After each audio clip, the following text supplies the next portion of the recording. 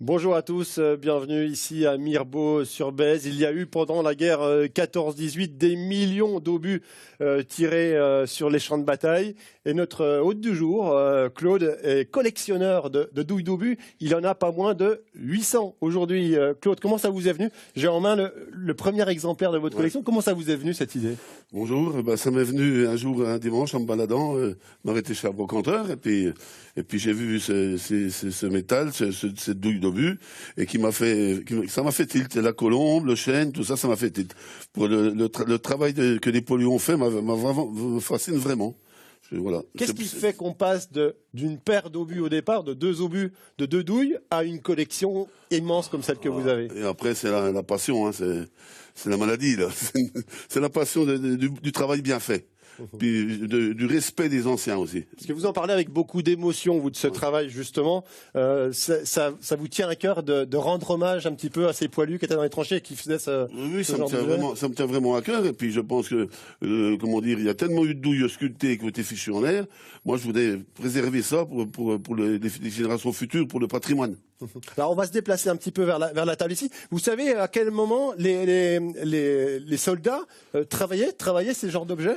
Alors, c'était pas en première ligne, parce qu'en première ligne, ils se battaient, mais c'est quand ils passaient au repos, en troisième ligne, parce qu'il y avait troisième ligne, quatrième ligne, puis les permissions. Donc, ils n'étaient pas en permission, et ils travaillaient, ils s'occupaient, il fallait occuper le temps. Donc, c'était sculpter l'obus, faire des bagues, faire des bonbonnières, faire des boîtes à bijoux. Avec des informations, je vous interromps, je vous coupe, mais avec des informations qu'on mettait sur les obus, quand même. Oui, alors ils gravaient à l'endroit les batailles qu'ils ont fait. Bon, là, on voit Verdun.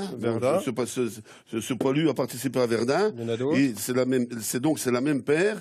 Il a participé à la bataille de Souchèze. Souchèze, c'est un petit pays du Pas-de-Calais, voilà, du Nord-Pas-de-Calais, qui a été complètement détruit à 100%. Voilà, avec d'autres objets qui ont été faits avec des obus ou avec des balles de fusil aussi. La balle de fusil, voilà, c'était fait. Bon, ceux-là sont tout simples, hein, ils sont pas sculptés, mais c'est fait avec des balles de fusil. Là, il y a un bro. D'accord. Un bro qui est fait, ça c'est une ceinture d'obus, mais de gros calibre. Vous êtes un vrai passionné d'objets aussi, et vous aussi vous avez détourné des éléments d'obus. On voit ici, vous êtes sculpteur sur métal. Là, par exemple, vous avez fait quelque chose avec j'ai fait un marin qui rentre de permission ou qui va en permission, et j'ai fait ça, la tête avec un culot d'obus. Voilà, et ben voilà, une passion quand même qu'on va découvrir tout de suite, puisqu'il y a quelques instants, vous nous avez fait découvrir votre salle d'exposition. On va découvrir avec vous le savoir-faire de Claude. Alors, nous sommes désormais dans la salle Balthus, toujours avec vous.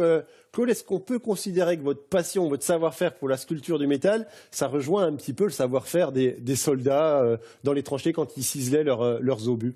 Oui, je pense, oui. Oui, mais bon, c'est le travail manuel qui m'intéresse, quoi. Donc, travailler les obus, je pense que je pourrais certainement en sculpter, mais bon, je ne peux pas faire des sculptures, sculpter les obus, je pourrais le faire. Vous, votre truc, c'est de récupérer, vous faites du sculptard. Alors, c'est quoi l'idée? Expliquez-nous en nous montrant un petit peu cet objet. Là, je voulais représenter tout un orchestre, donc vous avez un saxophoniste, là, qui est fait qu'un guide à la récup, donc un dessus de montée d'escalier, des ciseaux, une cisaille, une lime, des marteaux pour casser les cailloux et un arrache-piquet qui date certainement une pièce qui a 150 ans. J'aime bien remettre en valeur les outils des anciens.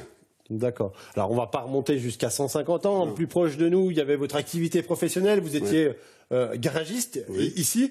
Et justement, vous avez récupéré aussi des pièces automobiles pour faire des choses. Montrez-nous un petit peu. Voilà, sur le site, là, vous avez quelques pièces automobiles. Donc là, vous avez une serre de suspension de Citroën. Là, vous avez un tuyau d'échappement sortie moteur de Peugeot 205. Bon, il n'est pas fait qu'avec des pièces automobiles. Autrement, toutes les pièces agricoles, dans le canadien, etc. Dessous, il y a un silencieux d'échappement. Je ne veux pas vous le retourner, il est trop lourd. Il y a un silencieux d'échappement de voiture. Et autrement, là, sur un marteau pour tailler la pierre, des clous de chevaux, des billes de roulement, etc. Ouais, c'est magnifique. Souvent, vous avez dans vos réalisations des animaux. Des animaux et puis des personnages. Les personnages, un jour, ma fille m'a dit, tu fais toujours des animaux, papa. Alors après, j'ai fait des personnages. Bon, des personnages. Ma copine aussi me dit, tu fais toujours des animaux, et puis j'ai fait des personnages. Merci, Claude. Des animaux et des personnages et des animaux justement qu'on va retrouver puisqu'on va redescendre en bas dans la salle des obus justement parce que les animaux, il y en a aussi sur les obus. Voilà, avec ici sur celui-ci, sur cette douille, un cerf. Et Claude, vous avez en main une autre douille avec un coq. Un coq. Qu'est-ce que ça signifiait, les animaux sur les douilles d'obus? Le coq, c'est-à-dire le patriotisme. Hein. Et puis, autrement, les animaux, la colombe, la paix. Autrement, les cerfs, etc., ça devait certainement être des chasseurs. Les écureuils, c'est tellement un amoureux de la nature.